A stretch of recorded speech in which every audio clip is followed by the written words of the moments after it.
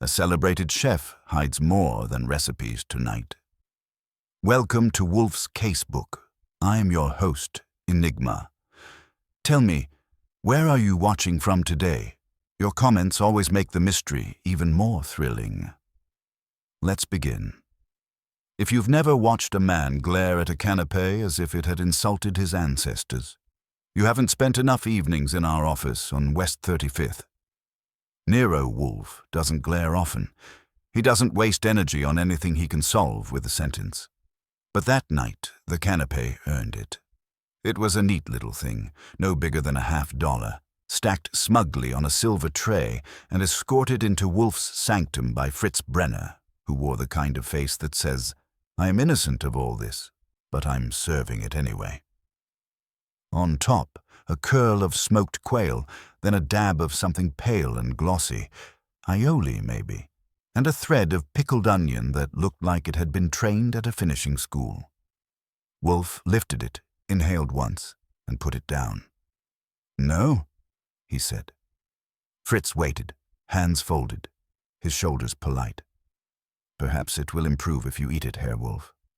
"It cannot." Wolfe's voice was flat, but his eyes were not. They had that dangerous, lazy focus that makes people feel as if they're being weighed in a butcher's scale. "It has been improved already. Improvement is a finite commodity." Fritz gave me a side look that translated to, "Is he going to be like this all night?" I shrugged.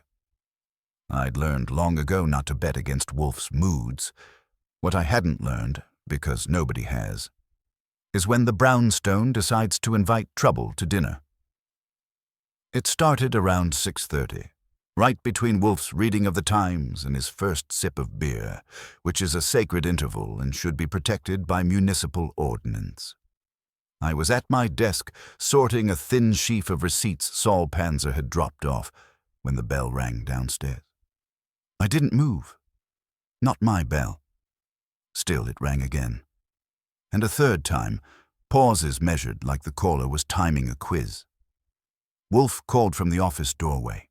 "Archie." That was enough. I went down, opened the door, and found a woman in a sable coat that had seen better years, but still believed in itself. The coat's owner was maybe 45, tall and straight, with the kind of composure that comes from practice and the kind of eyes that come from not sleeping. She didn't look at me first. She looked past me into the hall as if she expected the house to lunge at her. "Mr. Goodwin," she said, because they always know the names if they have any business being here. "I'm Lucinda Vale." "Sure," I said. "Come on in out of the cold. We don't charge for heat unless you're a murderer." A flicker, not a smile, but a recognition of the joke's existence, crossed her mouth. She stepped inside and took off her gloves one finger at a time. She had hands you'd trust with a scalpel or a checkbook. "I need to see Mr. Wolfe. Everybody needs to see Mr. Wolfe," I told her. "Whether they get to is a different sport." "What's the trouble?" "The trouble," she said, "is that if I explain it to you down here, you'll decide it's either ridiculous or immoral, and you may be right. I need him to decide that." That was better than most openers. Not by much, but better. I took her upstairs. Wolfe was in his chair already, the big red one that looks like it was upholstered by a Roman senator. His bulk filled it the way a cathedral fills a city block, naturally without apology. The beer was at his right hand, the unopened box of chocolates at his left. The Times was folded on the table as though he had set it aside temporarily to address the ensemble cast of humanity. Lucinda Vale went a step into the room and stopped. People do that with Wolfe. He has a way of being present without moving that makes you feel like you've walked in on a planet. "Mr. Wolfe," she said. "Madame." Wolfe's voice was a polite wall. "You have arrived during my beer. Mr. Goodwin, did you grant her admission?" "She said she needed you to decide whether her trouble was ridiculous or immoral," I said. "I figured you'd enjoy the challenge." Wolfe's eyes drifted to me. "Your figures are often optimistic." He looked back at her. "You may sit." Briefly and precisely. She sat in the yellow chair across from him, on the very edge as if the cushion might bite. She set her gloves in her lap. Her gaze did not waver. "My brother is dead," she said. Wolfe didn't even blink. He is the least theatrical man alive when a client says the word dead. I, on the other hand, shifted a fraction in my chair. It's not that I approve of drama, but the noun still has weight. Wolfe said, "And you have come to inform me." "Why?" "Because I don't believe he died the way they say he did," she replied. "And because my name is tied to his table." That last line tickled something in my head. Some little bell in the mental pantry labeled, "Keep an eye on this, because people don't talk about tables unless tables matter." "My brother," she went on, "was Sterling Vale." Wolfe's lids lowered a millimeter. If you've never seen Wolfe register surprise, that's about as loud as it gets. "The chef?" he said. "Yes." Sterling Vale wasn't just a chef. He was a chef the way a maestro is a conductor. The papers called him the orchestrator of flavor, which made me itch, but it wasn't wrong. He'd built the Vale Supper Club into a New York shrine for people who think food is a religion and wine is a sacrament that you post on social media. If you had money and an ego the size of a dirigible, you tried to get a seat at Sterling Vale's master chef's table. Not a metaphorical table, by the way. A literal one, 8 seats no more, set inside the kitchen itself so patrons could watch him work like a saint behind glass. "Mr. Vale died 3 days ago," Wolfe said. "The police have not proclaimed homicide. They called it an accident." She said the word like it tasted sour. "A fall. They say he slipped in his own kitchen, hit his head, instantaneous." "Did he fall?" Wolfe asked. "Yes." She did not hesitate. "But the fall was arranged." "How?" "I don't know. That's why I'm here." Wolfe's thumb brushed the edge of his beer glass. "You have already consulted the police." "Of course. I begged them to look harder. They were cordial. They also had a doctor report and a kitchen full of witnesses." "A kitchen full of witnesses," Wolfe murmured. "That is almost a contradiction." She looked at him sharply, then let it pass. "Mr. Wolfe," she said, and now her control showed a hairline crack. "Sterling was not careless. Not in that kitchen. He made all of us follow rules that would make the army look like a picnic. The floor was kept dry. Shoes were regulated. No loose cords, no clutter. He was obsessive, in a good way." "Obsession," Wolfe said, "is rarely in a good way. It is merely productive until it isn't." She swallowed. He was also afraid. That got my attention. If it got Wolfe's, he didn't show it. "Afraid of what?" he asked. "Of being cornered. Of someone taking what he'd built. Of betrayal. He told me 2 weeks ago that something was wrong at the club. Someone had access they shouldn't. Someone was adjusting schedules. He showed me a note he'd found in his office, an ingredient list that had been rearranged. I thought it was a joke. He didn't." Wolfe's eyes narrowed slightly. "An ingredient list?" "Yes. He said it was his language. If someone was tampering there, it wasn't a prank. It was a message." Wolfe said nothing. Silence from him is not emptiness. It's a laboratory. She leaned forward a fraction. "Then 3 days ago he's dead, and within an hour his business partner is making calls that sound like plans. The club has investors, Mr. Wolfe. Big ones. And there is a contract clause. Sterling insisted on it, that if he died unexpectedly, control of the master chef's table passes to a committee for 90 days. And after that?" She didn't finish, but the unfinished part hung there like a hook. "After that it may be sold," Wolfe finished for her. "Yes." Wolfe shifted a half-inch in his chair, which is like an earthquake if you've watched him long enough. "Why come to me, rather than hire a firm?" "Because this isn't about money alone." She looked down at her gloves, then up again. "Sterling and I were not close, not in the way people want siblings to be, but I know him. He would not have let himself be taken in his own kitchen unless someone he trusted opened the door." That is sentiment, Wolfe said. It is also fact, she shot back. And there it was, steel under the sable. He trusted very few people. Whoever arranged that fall had to be one of them. Wolfe's gaze fixed on her. Name them. She inhaled. His partner, Gideon Rook. The maitre d' and operations head, Celeste Marr. His sous chef, Thomas Vieri. The club's wine director, Harold Quill. And perhaps one other person, an investor representative who recently began appearing in the kitchen as if she belonged there. Daria Klein. I whistled softly without meaning to. 5 names, and every one of them sounded like a character drafted for a chessboard, not a kitchen. Rook, Marr, Vieri, Quill, Klein. You could hear motives hiding inside the syllables. Wolfe didn't react. You believe one of these people is responsible? Yes, she spoke steadily now. Or someone who used one of them. And your evidence? I have none that will satisfy you. She sat back as if bracing. But I can pay your fee. Madam, Wolfe said, my fee is not a tariff for listening. It is the price of my involvement, and I do not involve myself in a kitchen. She blinked. Why not? Because I am not ambulatory for sport. He said it mildly, but his tone had the weight of a closed door. And because my orchids are in bloom and require my attention. I could tell she had read about the orchids. Everybody does. Most people think they're a quaint eccentricity, like collecting stamps or refusing to eat fish that has seen ice. They don't understand that for Wolfe the orchids are not a hobby. They're a fortress. She didn't flinch. Sterling loved orchids, she said. There was a small greenhouse on the club's roof. He used to say that growing something delicate in a brutal city was a kind of moral proof. Wolfe stared at her. Now, I'm not saying she had him. I'm saying she touched the edge of where he keeps himself.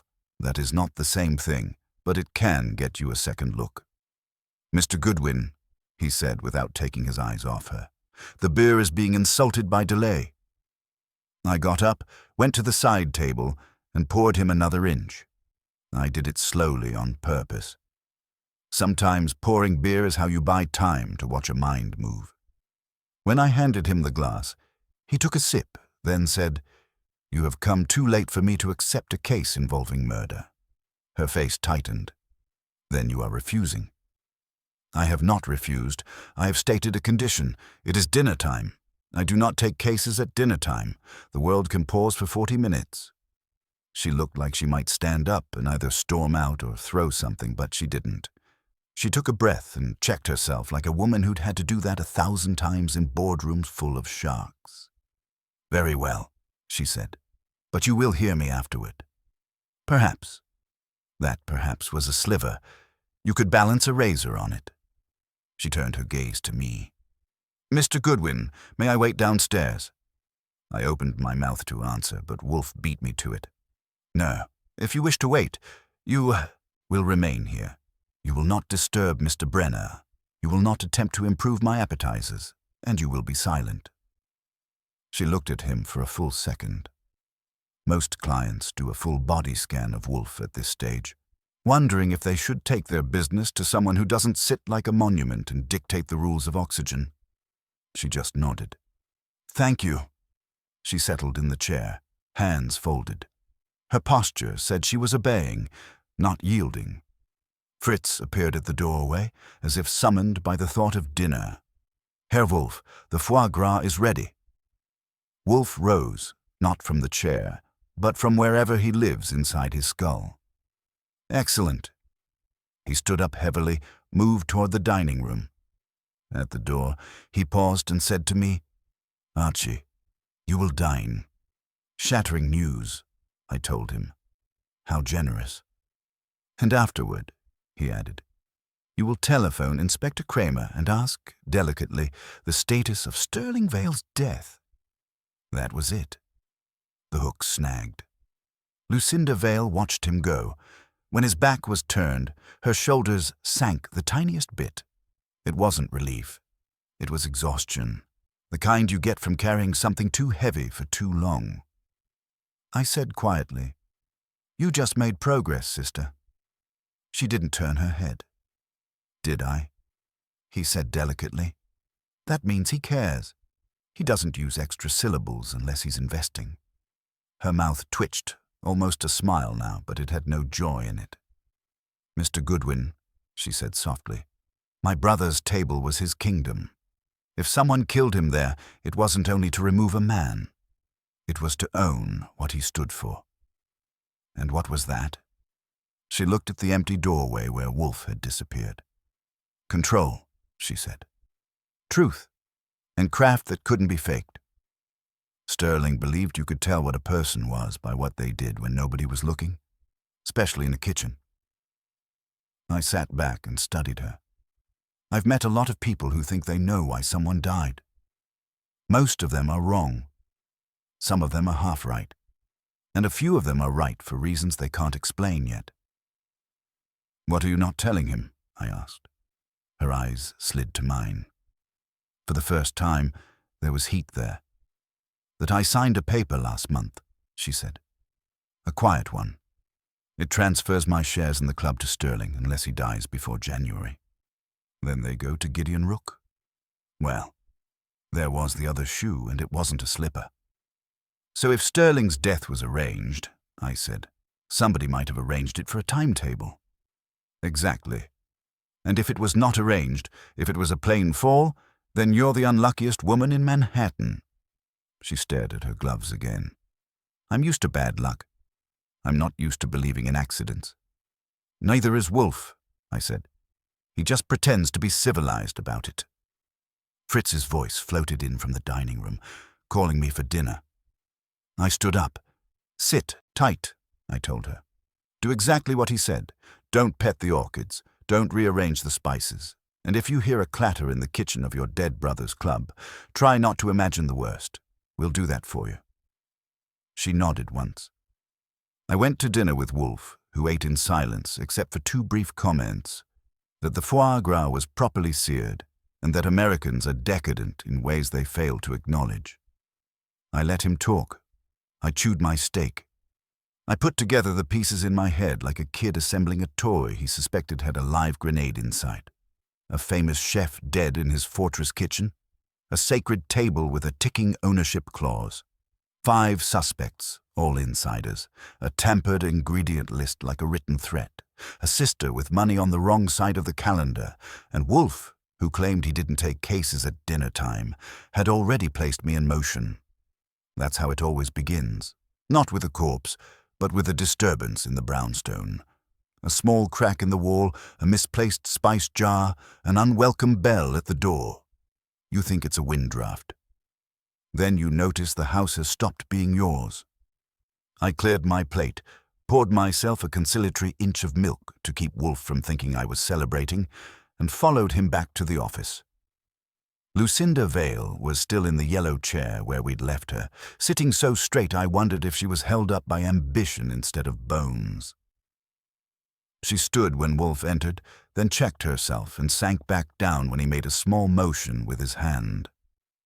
Wolfe reclaimed his red chair as if it had been lonely. I took my own seat at the desk, pulled the phone toward me, and waited for the word. Wolfe looked at Lucinda. You may speak. She did, promptly. I told Mr. Goodwin one fact I withheld earlier. I will tell you now, because it is relevant and because my reluctance to do so was irrational. A rare confession, Wolfe said. Proceed. She repeated what she had told me about the quiet paper, the transfer of her shares to Sterling unless he died before January, in which case they went to Gideon Rook. She offered it without ornament, like a surgeon putting down a scalpel. Wolfe listened without moving. When she finished, he said, Your irrationality was more tactical than moral. But you are correct. It is relevant. It makes me look guilty. It makes you look involved. She opened her mouth, then shut it. Wolfe turned to me. Mr. Goodwin, if you please. That was my cue. I dialed Inspector Kramer at home. He answered on the fourth ring in a voice that suggested he had been trying to eat soup while reading something that made him dislike mankind. Kramer. Evening, Inspector. Archie Goodwin. A pause, then a grunt. What is it? Quick question. Status of Sterling Vale's death? Another pause. You could hear him sorting through categories. Nuisance, emergency, Wolfe. Wolfe usually wins that sorting contest. Accident, he said. Fall in his kitchen. Plenty of people saw him go down. What's this to you? Client wandered in. Sister. She's not buying the slip and fall. She wouldn't. Family never does. Medical examiner says blunt force trauma to the back of the skull. No signs of a struggle, no poison, no foreign substances. Floor was dry. Shoes were right. No evidence of anything criminal. He slipped, turning about with a tray. Turning about? I said. Not walking fast, not carrying a pot of lava, just turning about. That's what they say. He had a pan in his hands, pivoted, went down. There's a camera angle that catches most of it. Not all, but enough to see he didn't get pushed. That's tidy. It's a kitchen, Kramer snapped. Tidy's their religion. Unless you're calling to tell me Wolfe's got evidence, let it go. I've got 2 murders where the bodies had the courtesy to be shot. Any chance I could see the footage? A short laugh. No chance. Not unless I'm convinced there's a reason. Is Wolfe convinced? I glanced at Wolfe. He was watching me the way he watches an insect deciding whether to climb a wall.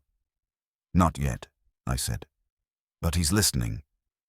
Then listen to this. If he sticks his nose in, he's going to find the same thing we did. A lousy accident and a kitchen full of prima donnas who liked him well enough to cry at the wake. Tell him to mind his orchids. I'll relay the sentiment. I hung up. Wolfe didn't ask. What did he say? He waited. It wasn't patience. It was assumption that the world would supply him the facts on demand. I said, accident. Several witnesses. Camera footage catches most of the fall. Dry floor, proper shoes, no poison, no struggle. Kramer says no push, no criminal evidence.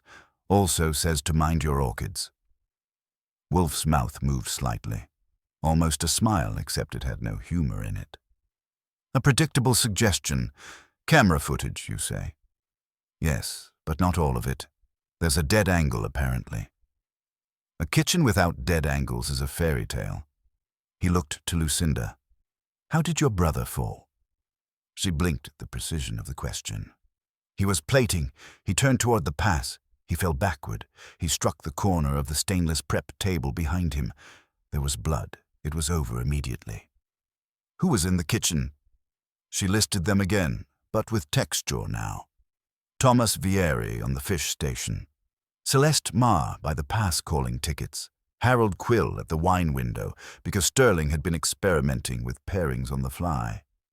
Gideon Rook in the dining room, making his usual rounds, but stepping into the kitchen twice that evening. Daria Klein arriving unannounced about 15 minutes before the fall and remaining near the pastry area. Wolfe did not stop her. When she finished, he said, "There is a clause in the club's governance that concerns the master chefs. Table. Explain it in detail." She did. Sterling had built the table into a brand separate from the club, a licensing deal for private events, televised segments, and high-end consulting. Its revenue stream was bigger than the club's, and it was legally his. 2 years ago, investors insisted on a continuity clause in case he was incapacitated. Sterling compromised. On his death, the table's control would go to a committee consisting of the partner, operations head, sous chef, and investor representative for 90 days. After that, a supermajority could sell, license, or rebrand it. Sterling had veto power while alive. Dead, he didn't. And your brother expected to live past January, Wolfe said. He did, she said flatly. He was planning spring menus. He'd just taken a lease on the roof greenhouse for 3 more years. Did he fear death? Wolfe asked. He feared losing control. He said if someone couldn't break him, they'd break what he built. Wolfe held that for a moment, rolling it in his mind like a bean on the tongue. What was the note he showed you? She reached into her coat and produced a folded sheet of paper. This. She handed it to me. I passed it to Wolfe. He opened it, and for perhaps 2 seconds he did something no one sees every day. He read quickly. It was an ingredient list on club stationery. Nothing fancy, just items for a tasting menu. Except the order was strange. Proteins scattered among aromatics. Salt listed under garnish. A line through bitter orange. Beside it, in a different hand, written small, too early. Wolfe's eyes went still. This is not a joke. No. Does it resemble your brother's hand? Not at all. Who had access to his office? Everyone I named, and any of the kitchen staff because Sterling didn't lock his door. He said locks made servants lazy. Wolfe handed the paper back to me without looking away from her. Why did you not bring this to the police? I did. They copied it and shrugged. They said chefs scribble nonsense every day. Correct, Wolfe said. However, nonsense in the wrong order becomes sense. Lucinda drew in a careful breath. So you'll take the case. Wolfe began, Madame. The bell downstairs rang. Once, then again. The same deliberate tempo she'd used earlier, as though our caller had memorized the choreography. I started to get up, but Wolfe lifted a finger. Mr. Goodwin, remain. Fritz's footsteps went down the hall. He answered. I couldn't hear the voice through the door, but I heard Fritz say, Yes, he is here, and then, if you will wait. A minute later, Fritz appeared in our doorway with a card in his hand and an expression that had abandoned neutrality for faint disapproval. Herr Wolfe, he said, a woman insists. She says it concerns Sterling Vale. Her name is Daria Klein. Lucinda Vale turned so fast she nearly tore the air. Wolfe didn't move at all, but the temperature of the room shifted. He took the card from Fritz, read it once, and said, Show her in. Lucinda's voice came out carefully controlled. Mr. Wolfe, I didn't invite her. I inferred as much. Wolfe's eyes remained on the card. Mr. Goodwin, observe and remember. Madam Vale, you will also observe and refrain from commentary, unless requested. Requested by you? She asked. By me, certainly. Who else is competent? I was already smiling when footsteps approached. Quick ones, confident, as if they belonged on a stage and were used to applause. Daria Klein entered the office without pausing, a tall woman in a charcoal coat and a red scarf that looked like it had been knotted by someone who knew about mirrors. She was younger than Lucinda by a decade and carried that kind of poise you see in people who have never once had to ask a question to get an answer. Her eyes hit Wolfe and softened, professionally. Then they hit Lucinda and hardened, personally. Mr. Wolfe, she said, I apologize for the intrusion, but there's no other way to put this delicately. Wolfe regarded her. Delicacy is overrated. Sit. She sat, not on the edge. She claimed space. I understand you've been asked to look into Sterling Vale's death, she said. Lucinda's lips parted. Wolfe shot her a glance that sealed them shut. Your understanding is premature, Wolfe said. Continue. Daria Klein nodded once as if she'd expected resistance. I was there when he fell, Mr. Wolfe. I saw something the police didn't, and I'm not sure I should have. Wolfe's voice was soft. Now we begin to be interesting. And, she added, looking straight at him, if you don't investigate it, I will. Because the thing I saw makes me think the accident was staged by someone who has already decided the master chef's table is theirs. Lucinda's knuckles went white on her gloves. I leaned back, eyes on Daria Klein, and thought, welcome to the brownstone lady. Try not to trip on the truth. Wolfe didn't jump on her line the way a lesser mind might. He let it hang there between the three of them like a strip of raw meat and watched to see who salivated. You assert, he said to Daria Klein, that you witnessed something significant, yet you have not shared it with the police. I tried. She said it with a tight little shrug. They listened. They didn't hear. Tell me what you saw. Her gaze flicked once to Lucinda.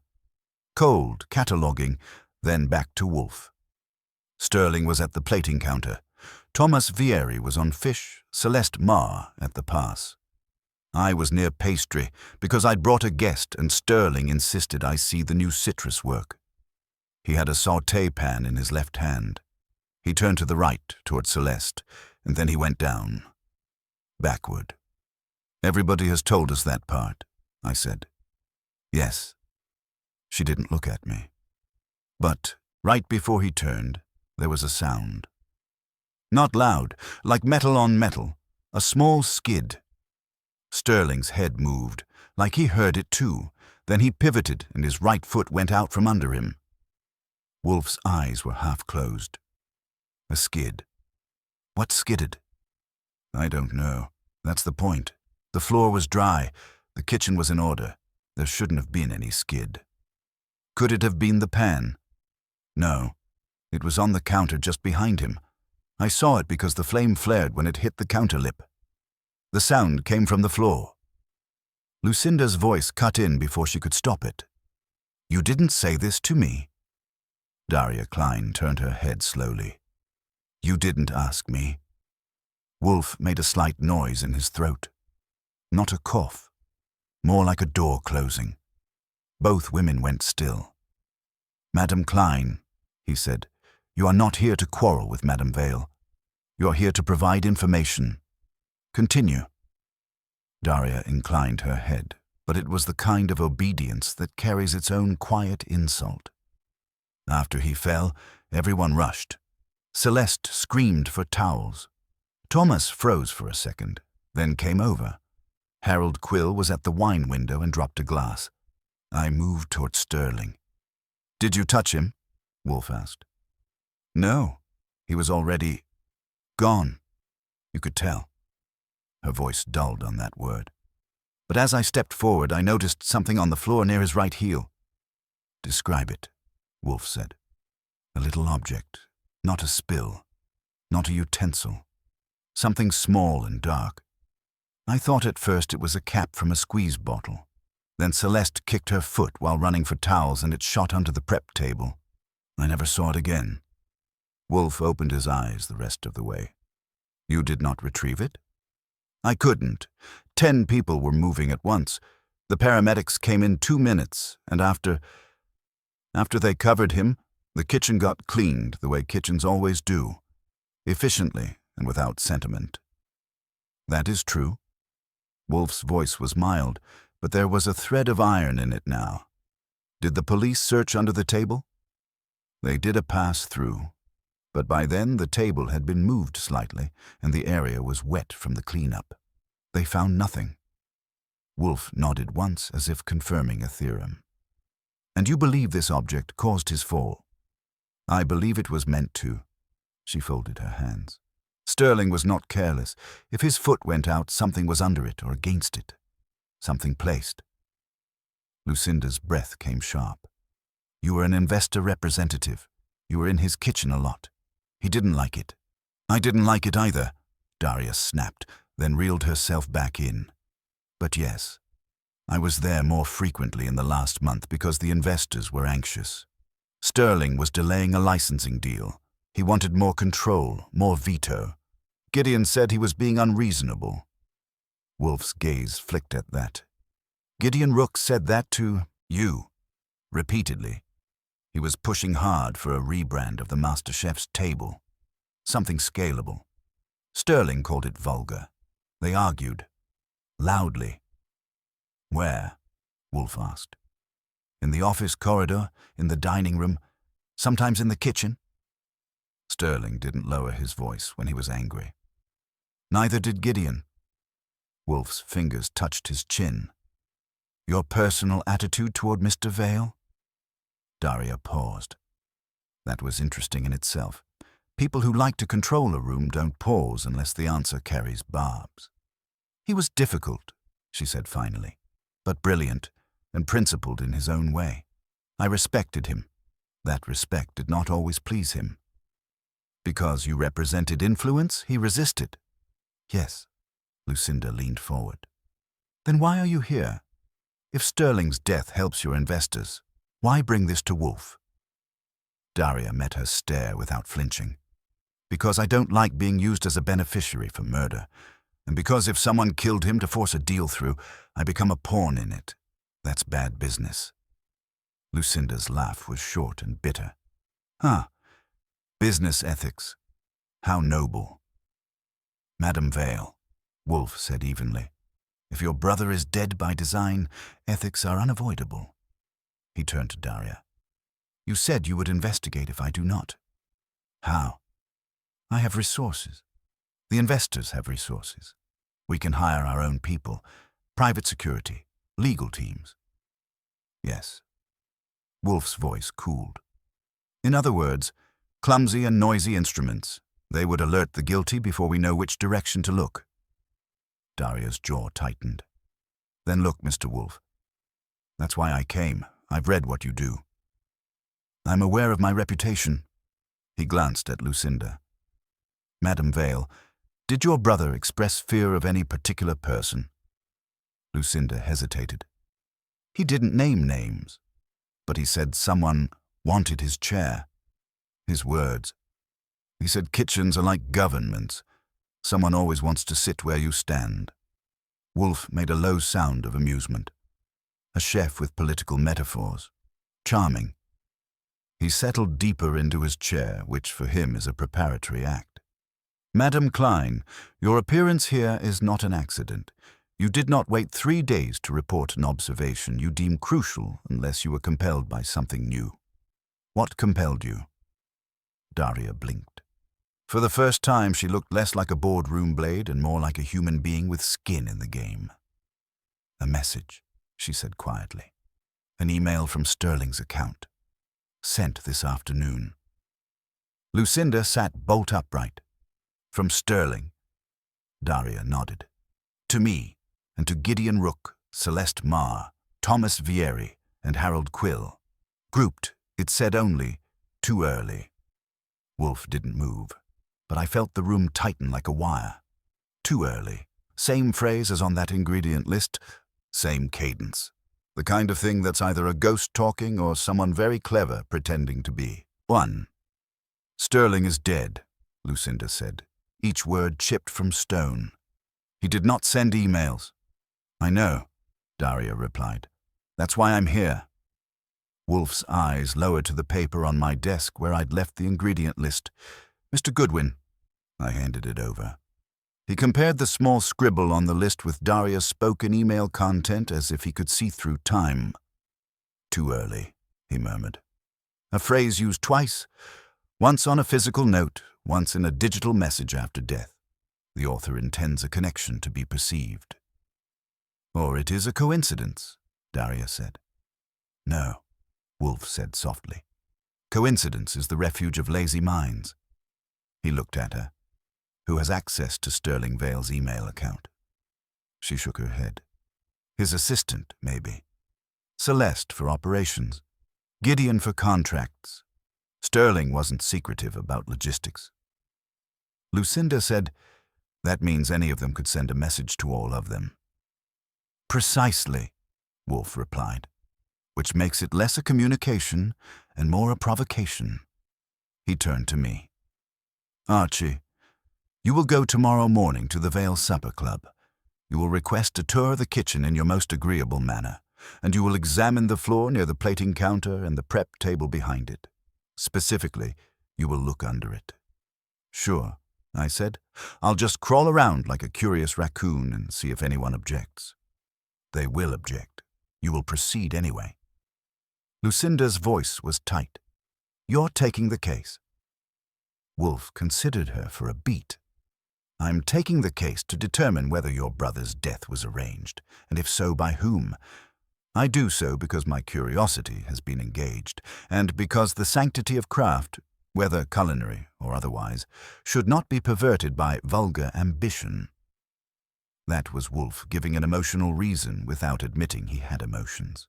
For him, it was practically a hug. Daria rose. I want the truth too, Mr. Wolfe. I have no doubt you want something, Wolfe said. Truth may be among it. Do not interfere. She gave a stiff nod. I won't, but if Gideon tries to rush a sale before you finish. He will not, Wolfe said, with the serene certainty he uses to stop trains. She studied him a moment, then turned toward the door. Lucinda called after her, sharp. Why didn't you tell me about the email? Daria paused with her hand on the knob. Because you would have assumed I sent it. She looked over her shoulder. And you still might. Then she left. The door clicked shut. For a second, the office felt larger, emptier, like a stage after the soprano exits. Lucinda stared at the door, then at Wolfe. So one of them is playing games. Games, Wolfe said, are the medium by which guilty people reveal themselves. He looked at me. Archie, after your visit tomorrow, you will see Saul Panzer. I want discreet inquiries made regarding the investors, the licensing deal, and any threats directed at Sterling Vale in the last month. Got it? He turned back to Lucinda. You will remain available. You will not attempt independent investigation. Your anxiety is understandable. Your interference would be pernicious. She flinched. I don't want to interfere. I want my brother's killer named. Wolfe nodded. Then allow me to do it. When she finally left, quietly, with the coat folded around her like a resolve, I was still chewing on that email. Too early. A warning, a taunt, a timetable.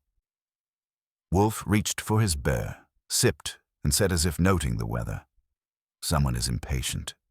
Yeah, I said, and someone's clever enough to use a dead man's words. Wolfe's eyes drifted to me. Cleverness is not the same as intelligence, Archie. Tomorrow we shall find out which we face. I leaned back, already picturing stainless steel counters and egos sharper than knives. If Sterling Vale had been killed, he'd been killed in a cathedral of discipline, which meant the killer either knew the rules or was counting on everyone else believing them. Either way, I was going to a kitchen with a dead angle, and in my experience, dead angles are where the trouble likes to wait. Morning in the brownstone has a ritual. Wolfe goes to the orchids at 9 sharp. Fritz wants the kitchen to sound like a monastery, not a train yard, and I want coffee before the world tries to trade me motives. By the time I was out the door, it was a little after 10. Wolfe had retreated upstairs with the air of a man who'd already solved something he wasn't sharing yet, and I had a list in my pocket that felt heavier than paper. The Vale Supper Club squats off a side street in the West 40s, polished brick and frosted glass, sign discreet enough to make you feel underdressed, even in a suit. The doorman knew my name. That's the kind of place it was. Mr. Goodwin, he said, opening the door like I'd booked a table as a child and waited years to arrive. Miss Marr is expecting you. So Wolfe had either called ahead or Celeste Marr had a listening habit. Either way, it saved me the first skirmish. I went in, past a dining room still half asleep under linen and chandeliers, and into a corridor that smelled of yesterday's wine and today's ambition. Celeste Marr met me at the kitchen entrance. She was mid-30s, compact, and dressed like a woman who could execute a wedding, a war, or a lunch rush without changing her lipstick. Her eyes were red-rimmed but sharp. Grief on her looked like a uniform she hadn't asked for. Archie Goodwin, she said. Mr. Wolfe's man. Wolfe's only man, I corrected gently. Thanks for seeing me. I didn't have a choice. She said it matter-of-factly, then softened a notch. What you're doing, if you can stop people talking about Sterling like he was a brand instead of a person, I owe you for trying, but the police already did this. Sure, I said. And I'm sure they did it with all the poetry and patience of men in heavy shoes. I'm here to look around, quietly. She watched me a beat. You know kitchens don't do quietly. Then we'll fake it. The kitchen was bright enough to make truth feel naked. Stainless counters, clean lines, no clutter. Even after a chef dies, discipline doesn't die with him, apparently. It was empty now, except for a couple of prep cooks with their heads down and the whir of refrigeration. The plating counter was dead center, a wide steel island under heat lamps. Behind it, exactly as Lucinda had said, was another prep table aligned a few feet back. I could sketch it with my eyes and feel how a fall would happen there. Celeste led me to the plating counter. This is where he was. At this time of day, she didn't smile. At any time of day. Sterling lived here. I looked at the floor. Grey tile, slightly textured and dry as a sermon. No grease halo, no stray utensil, no telltale scuff. If a pebble of malice had sat here, it was long gone. "Where were you standing?" I asked. "Here." She took a spot at the pass, right side of the counter. "Calling tickets. Thomas was on fish." She gestured left. "Harold at the wine window over there. Daria was in pastry." She pointed toward the back. "And Gideon?" Her jaw tightened. "In and out. He was in the dining room most of the night. He came in twice to argue about a guest who wanted off-menu substitutions. Sterling told him to handle it or leave it." "Handle it or leave it," I repeated. "Did he leave it?" "He handled it, with a smile and a grudge." That was a good line. Celeste knew it too because she looked away the second after she said it. "Show me where he hit," I said. She turned and walked to the back prep table. "Here." She tapped the sharp corner at the near right edge. "He fell back and his head struck this. The paramedics said it was instant." I crouched, eyeballing distance and angle. If Sterling pivoted right, his right heel would track close to this corner. A small object underfoot could send him backward fast. A wet patch less so. A wet patch gives you time to flail, to catch yourself, and he'd been a man trained to dance on knives. I leaned under the prep table. The space beneath it was open, no low shelves. The legs had rubber feet. The floor was clear. I crawled a little further, because if you're going to humiliate yourself, do it thoroughly. Nothing. I backed out, dustless but not wiser, and stood up. Celeste watched me with a kind of bleak patience. "Find your cap." "No cap," I said. "But I'm an optimist. Maybe it rolled somewhere else." "The police move this table?" She nodded. "To clean. They shoved it maybe 3 inches. I told them not to, but after Sterling died, the kitchen still had to function." "Right," I said. "A dead man doesn't buy the staff a holiday." She gave me a look that said she didn't love my jokes but might tolerate them if they kept her upright. "Let's talk about that email," I said. Her head snapped. "What email?" "Sterling's account, sent yesterday afternoon. To you, Gideon, Thomas, Harold, Daria. 2 words. Too early." Her mouth went thin. "You heard about that. Hard to keep secrets when a dead man types." She took a breath. "I didn't send it. I didn't say you did. You implied it. I implied somebody did. Now I'm asking who could." She folded her arms, staring out at the kitchen like she could scrub memory the way she scrubbed steel.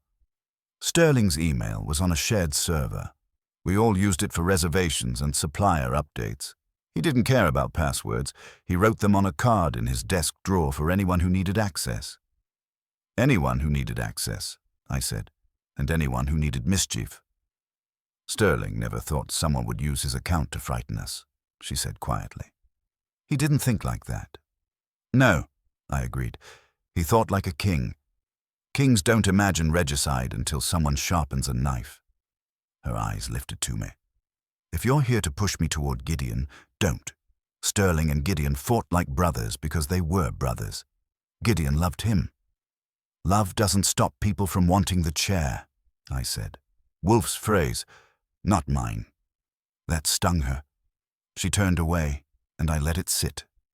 Silence is a tool. Wolfe's best one. My second best when I remember to use it. After a moment, she said, "There's a meeting at noon. In the private dining room. Gideon called it. He says we need to reassure the investors and the staff. Who's going to be there? I asked. Gideon, Thomas, Harold, Daria, me, the head accountant, a couple of senior servers. Lucinda was invited but hasn't confirmed. Convenient timing, I said. Right after a ghost email. Her eyes narrowed. You think Gideon sent it to scare us into line? I think someone wants us all to feel watched. I glanced around. That kitchen has cameras, you said. 3 angles, she replied. 1 on the line, 1 on pastry, 1 over the pass. Sterling hated them, but the insurers required it. Any blind spots? She sighed. Yes. Behind this prep table, under the shelf line, the overhead camera can't see there unless the table's pulled forward. So there it was.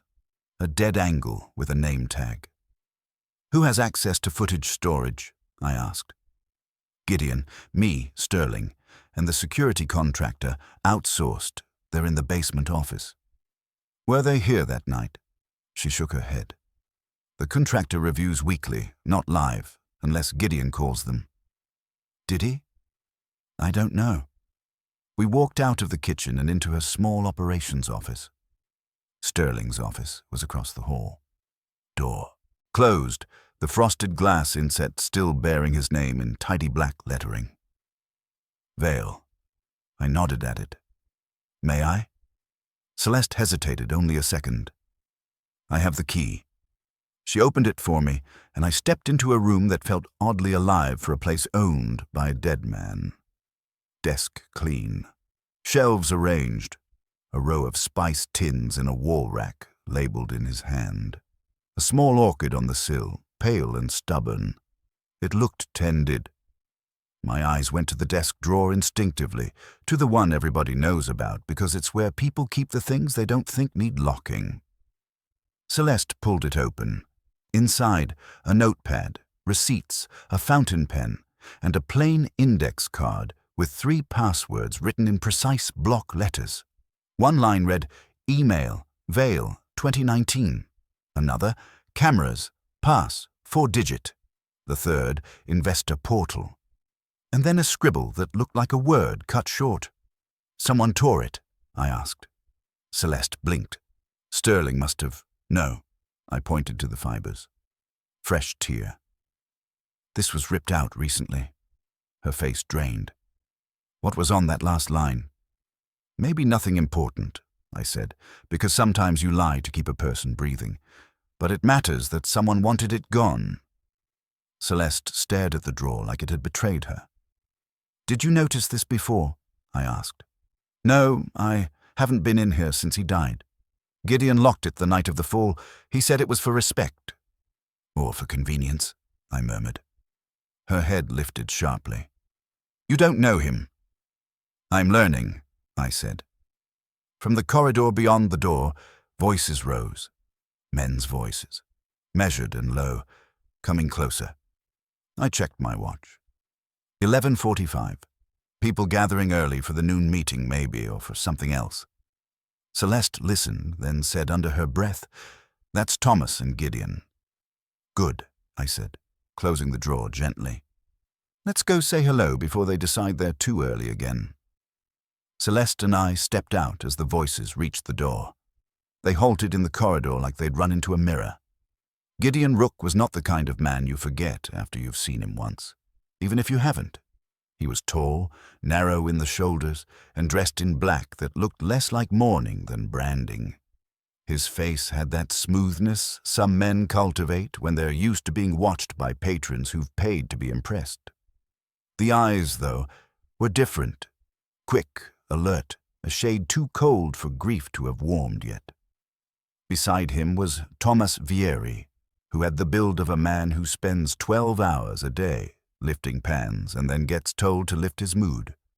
Broad, dark-haired, maybe 30, and wearing a white chef coat that he must have put on this morning with the guilty knowledge that Sterling wasn't there to inspect his cuffs.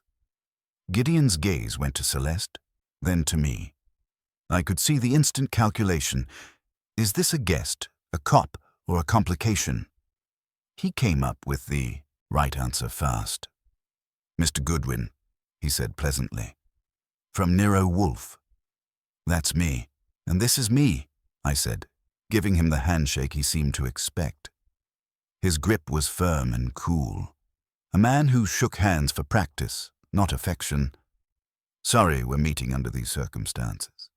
His smile faltered just enough to be human. "We all are." Thomas didn't offer a hand.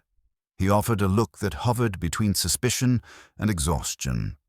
Celeste said too briskly, "Archie was just looking around Sterling's office." "I see." Gideon kept the pleasantness, but his eyes sharpened. "For what purpose?" "Wolfe's purpose," I said. "Same as yours, I'd imagine. Clarity. Clarity is welcome." He opened the office door a fraction and looked inside as if checking we hadn't carried the desk out under our coats. "Sterling's sister has engaged Mr. Wolfe, then?" "She has," I said, "and an investor representative confirmed she wants the truth too." Daria's name didn't need to be spoken. Gideon's eyelids narrowed a hair anyway. "Good," he said. "We're all in agreement then." "That depends," I said, "on what you think truth looks like." He smiled again. "Same as it always does. Facts, not theories." "Facts are my favorite pet," I told him. "Wolfe feeds me a steady diet."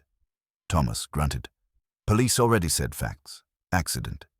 I turned to him. "You were on fish that night." His jaw set. "Yes." "Did you see Sterling fall?" "Everyone did." He grabbed the phrase like a shield. "He turned. He slipped. He went down. God." "Did you see anything on the floor before he turned?" His eyes lifted, hard. "No." "Did you hear anything? A skid? A clink?" "No." "Flat. Too fast." Celeste shot him a look. "Thomas!" He cut her off. "It was a kitchen. Sounds happen. If there was a skid, it was a pan scraping or a foot, not a conspiracy." Gideon tipped his head slightly. "We're all raw, Mr. Goodwin. Thomas especially. Sterling was his teacher." "Teachers get mourned in different ways," I said mildly. "Some people cry. Some people get defensive." Thomas's mouth twitched. "You calling me defensive?" "I'm calling you alive. Let's keep it that way." Gideon stepped forward, reclaiming the corridor with etiquette. "There's a meeting in 15 minutes, Mr. Goodwin. If you care to observe, you're welcome." Sterling would have hated it, but he's not here to say so. "Maybe he is," I muttered before I could stop myself. Gideon's eyes flicked to me. "Pardon?" "Nothing. Let's go talk about reassurance." He led us down to the private dining room, a walnut and cream chamber tucked away behind velvet curtains. It was the kind of place people wait years to eat in, which made it about as comfortable as a confessional right now. Harold Quill was already inside, sitting at the far end of the table with a folder in front of him and a glass of water he wasn't touching.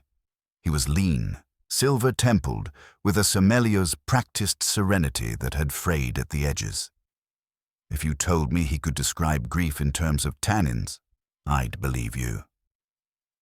Daria Klein was there too, standing by the window, checking her phone like she expected it to bite. When she saw me, she gave a small nod that was half greeting, half warning. When she saw Celeste and Gideon walk in together, her spine stiffened. The others filed in behind us. An accountant with a face like a ledger, 2 senior servers in black who looked like they'd had their blood swapped for caffeine. Gideon took the head of the table. He didn't sit. He stood, hands lightly braced on the chair back, managing by posture. "Thank you for coming early," he said. "We need to move forward without pretending we're not hurt. Sterling built this place with a standard none of us can loosen. Investors are anxious. Staff are frightened. Guests are curious. We will keep service impeccable. We will keep our mouths shut about rumors. And for 90 days, per the clause, we will operate the master chef's table as a committee." He said committee the way other men say crown. Thomas folded his arms. Harold stared at the table. Celeste sat rigidly, a coiled spring with eyes. Daria watched Gideon like she watched stock charts. "And after 90 days?" Daria asked. Her voice was smooth, but it had a hook in it. Gideon's smile returned, serene. "After 90 days, we will evaluate what Sterling would have wanted." Lucinda Vale entered then, without ceremony, coat open, eyes bright with the kind of tired anger that doesn't need coffee. She nodded to the room at large and sat beside Celeste. Daria's gaze slid to her like a knife. Gideon welcomed her with a dip of his chin, then continued. "The master chef's table is more than a nightly tasting. It's a brand. We have offers pending for televised collaborations, for pop-up licensing. Sterling stalled them. We may need to revisit." "Revisit," Lucinda snapped. "He was dead 3 days and you're already revisiting." Gideon turned to her in perfect patience. "We can't freeze. Sterling wouldn't allow it. He wouldn't allow you turning his death into a business meeting." "It is not about profit," Gideon said. "It is about survival." Daria let out a soft laugh that carried no warmth. "Survival can be very profitable." Gideon's eyes flashed. "Daria, this is not the time." "Maybe it is." Her gaze moved around the table. "Because someone sent a message from Sterling's account yesterday. 2 words, too early. I'd like to know who thinks they can speak for a dead man." The room changed. It wasn't a noise. It was a shift in air like a door opening in winter. Harold looked up sharply. "That wasn't you?" Daria's mouth tightened. "No," Celeste said low. "It wasn't me." Thomas's eyes darted to Gideon and back. "What message?" "You got it," Daria said coolly. "Check your inbox again if you missed the ghost." Thomas reached into his pocket, pulled out his phone and stared at it. His face went blank for a second, then hard. "I thought it was a scheduling reminder. I didn't open it." "Jesus." "Convenient," Lucinda said. Thomas slammed his phone down. "You want to accuse?" "Accuse?" Lucinda leaned forward. "All right, who had the password?" "Everyone," Celeste said. "Sterling kept it in his drawer." "Which drawer?" Gideon asked mildly. Celeste blinked, then frowned. "His desk, the top left." "Sterling's drawer was emptied by the police," Gideon said smoothly. "They told me nothing important was there." I felt Celeste flinch and I filed it. She hadn't told Gideon about the torn card yet. Good. Let him walk on a plank a little longer. Harold spoke then, voice thin. "The email doesn't matter if Sterling fell. The police say he did." Lucinda's head snapped. "The police say accident. Are you satisfied with that?" Harold swallowed. "I don't know what to be satisfied with. I watched him crack his skull on steel. There wasn't time to think." "Time is exactly what someone is counting on," Daria said softly. Gideon raised a hand, a conductor calming an orchestra. "Stop. This is what Sterling would have despised, us circling each other like dogs over bones." "Then tell us who sent the message," Lucinda said. "I did not," Gideon replied evenly. Daria stared at him. "You're the one pushing to hurry deals?" He met her gaze without a blink. "Because deals are pending, not because I killed Sterling." Celeste's voice came out sharp as broken glass. "No one said killed." Silence. You could feel every person at that table realize they had stepped onto a floor that might not be dry after all. Gideon's face stayed smooth, but the muscle near his jaw ticked once. "We are grieving, Celeste." "Words slip. As easily as people," Lucinda murmured. Thomas shoved back his chair. "This is insane. Sterling died. We mourn. We cook. We move on." "Sit down," Gideon said quietly. Thomas hesitated, then sat, but he did it the way a man sits on a trap door. I leaned forward, just enough to be in the conversation without looking like I wanted it. "Since we're talking about slipping," I said, "let's talk about Sterling's passwords." Gideon gave me polite attention. "By all means." Sterling had a card of passwords in his desk drawer, I said. We found the card this morning. One line on it had been torn away. Celeste's head whipped to me. Daria froze. Harold's eyes narrowed. Thomas went pale. Gideon didn't blink. A torn line, he repeated. Fresh tear, I said. Meaning someone went into his office after his death. Maybe to hide access. Maybe to keep us from finding out who could impersonate him online. Gideon folded his hands. Or perhaps the police tore it while cataloguing. They are not delicate with paper. Maybe, I smiled. But if it's maybe, then someone in this room has an explanation for why it's missing. Nobody spoke. Gideon's gaze swept the table. Calm, proprietary. Then let us find out. We will ask security for the footage of the corridor. We will ask the police for their inventory. We will not tear each other apart in front of staff. He looked at me. Mr. Goodwin, you may relay to Mr. Wolfe that I welcome his involvement. I want this settled.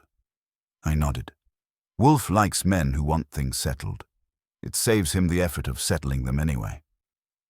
Lucinda was watching Gideon now with a kind of quiet ferocity. Daria watched him with a composed distrust. Thomas watched everybody like he expected a knife to come from any direction. Harold looked like he wished he could pour a bottle over the whole room and call it cleansing. And me, I watched the way Gideon said we will ask security for the footage. Because if he was innocent, it was a sensible move. And if he wasn't, it was positioning, putting the question exactly where he could control the answer. Either way, the meeting was over. The kitchen didn't do quietly, but the trouble was getting louder. The morning after a case like that is always quieter than it has any right to be. New York doesn't do reverence, but the brownstone does, in its own stubborn, upholstered way. Wolfe was upstairs at 9 with the orchids, muttering to them in that low proprietary tone he uses when he thinks the world might misinterpret a petal. Fritz was in the kitchen making breakfast that smelled like forgiveness.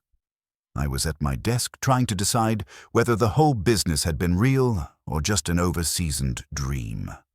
At 10, Saul Panzer came in without ringing, which is his version of knocking.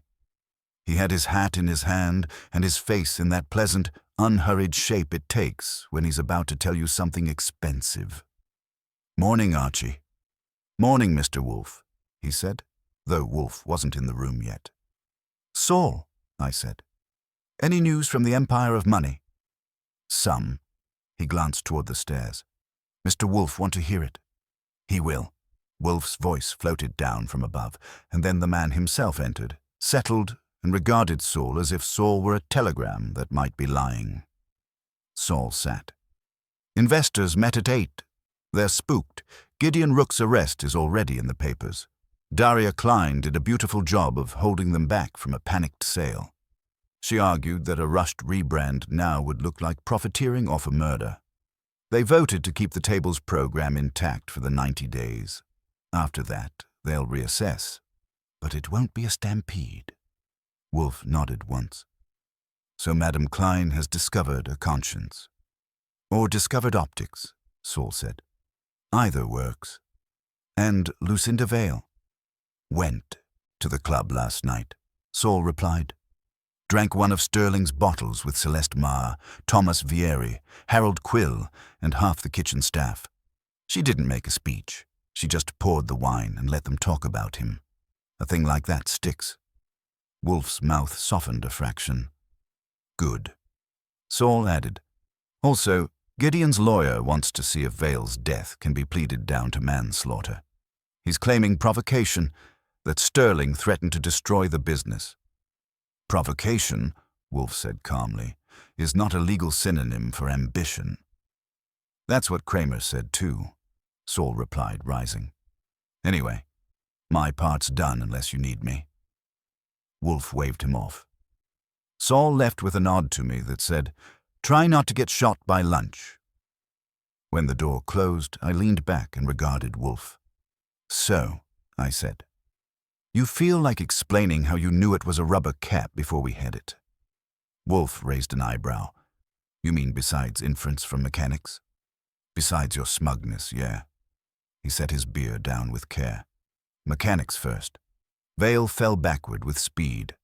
A slip on a dry floor would not provide that speed unless he was running, and he was not. An obstruction is more efficient. Madame Klein's skid aligned with something small underfoot. In a kitchen where nothing small is casually on the floor, the likely source was a component of the environment, something that could be removed without notice. A rubber foot cap is ideal. Because nobody counts table caps, I said. Unless they understand order, Wolfe replied. Vale did. His ingredient list was not merely culinary. It was evidence of his mind. When its order was disturbed, he perceived a message and marked it too early. That phrase is not culinary jargon. It is behavioral. It means, you moved before I was out of the way. And Gideon moved too early, I said. Twice. First, by attempting to negotiate through the investor portal. Second, by producing the dead man's phrase to force haste. Wolfe's eyes were steady, brutal in their calm. He believed control came from speed. That is the vulgar misunderstanding at the heart of many crimes. I chewed on that a second. Still doesn't explain the wine. Wolfe's mouth tensed. The wine was the final behavioral confirmation. Rook removed Vale's private bottles because he believed he had won. Not for money. For sentiment. It was his toast to himself. A man who toasts inside the victim's house is not a man who waits patiently for 90 days. Celebration as a tell, I said. Like a guy whistling at his own funeral. Exactly. I stared at him. You ever worry that people like Sterling don't get preserved? That the city just sands them down into another brand? Wolfe looked almost tired, which on him is like seeing a mountain slump. We are not preservers of men, Archie. We are preservers of facts. The rest is appetite. That's the bleakest breakfast conversation I've ever had. Then you will improve your company. He paused, then added, not unkindly. Sterling Vale was not destroyed by the city. He was destroyed by a man who wanted his place without earning his standard. That is not inevitable. It is merely common. I didn't have a smart line ready for that. So I let the quiet do what quiet does in this house. Settle things where they belonged. Around noon, the phone rang. I grabbed it. Goodwin, I said. Celeste Marr's voice came through low and steady. Mr. Goodwin, I wanted to thank Mr. Wolfe, and you. Don't thank me, I said. I crawled on your floor and annoyed your committee. Wolfe did the heavy lifting. You did the listening. A breath. We're reopening the Master Chef's table tonight. No changes. Sterling's fall dish is still on the menu. Thomas insisted. Harold picked the pairing. Lucinda will be there. Good, I said. And... Her voice tightened a notch. We found another rubber cap missing, from a different prep table. I sat up. Missing now. Missing since before Sterling died. We checked everything after last night because now we know what to check. That cap has been off for at least a month. I felt a cold little tick in my spine. Where was that table? By Fish, Thomas's station. I looked across at Wolfe. He was watching my face again like a man reading a second course. Celeste, I said carefully, that's useful, but it doesn't mean guilt. It means somebody has been borrowing caps longer than we knew. That's what I thought. She exhaled. I just wanted you to have it. Thanks. We do. She hung up. I told Wolfe. He nodded once, unsurprised. You expected that, I said. He sipped his beer. Rook did not conceive the method the night he used it. He tested it earlier, removing caps to see if anyone noticed. Vale noticed the ingredient list because that was his language. He did not notice the cap because it was beneath his attention. That is how rehearsal becomes murder. So Thomas wasn't the rehearsal victim, I said. No, he was simply near the rehearsal stage. I let that settle and then stood, stretching. Well, table's reopening. Craft survives another day, and you got your orchids, your beer, and your moral observation." "My moral observation is incidental," Wolfe said. "Sure it is." I grinned. "You're practically a nihilist with a cookbook." He glared, but it wasn't lethal. That evening, Fritz served veal medallions with a sauce that tasted like the opposite of greed. Wolfe ate, content in the way he gets when the world has been briefly made to add up. Afterward, he leaned back, napkin on his knee, and said, "Not to me, exactly, but to the idea of the thing. Ambition is not a vice. It is a fuel. But when a man pours it into a vessel too small for restraint, it becomes a fire that consumes the very craft he claims to honor." I nodded. "In other words, if you want the master chef's table, learn to cook. Or own a restaurant without murdering its chef," Wolfe said dryly. "High bar," I admitted. He gave me that faint, satisfied curve of the mouth that means the case is filed and the brownstone is whole again. Upstairs, the orchids would bloom tomorrow, whether New York deserved them or not. Somewhere downtown, a kitchen would rattle through service and pour 2 mercy bottles for a man who never believed in accidents. And somewhere, in a cell, Gideon Rook would finally learn that being too early is just another way of being too late. I went to the window, looked out at the street, and felt the old, familiar thing. The city rolling on, hungry and careless, while in one stubborn house on West 35th, a fat man in a red chair kept proving that intellect, like craft, still mattered, at least long enough to keep dinner honest. Not a bad way to live. Not a bad way, either, to end a story.